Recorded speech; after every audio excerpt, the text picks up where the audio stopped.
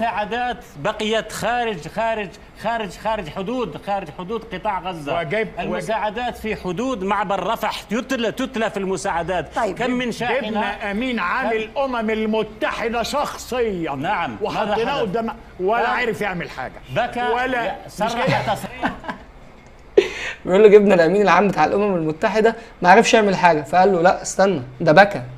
يعني ايه بكى؟ انا مش فاهم. عيط؟ عملنا ايه بعياط؟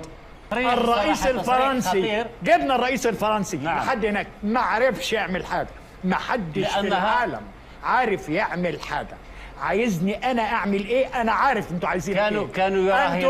كانوا يراهنون كلهم على اسقاط واخراج الغزاويين من غزه وتطهير غزه من سكانها. سيتم تهجير الفلسطينيين، وهذا ما تريده اسرائيل. مصر رفضت عن طريق السيسي نفسه الذي قال نحن لماذا تهاجم مصر والسيسي الان؟ اذا لماذا تهاجم؟ ليس لتهجير وتفريغ غزه.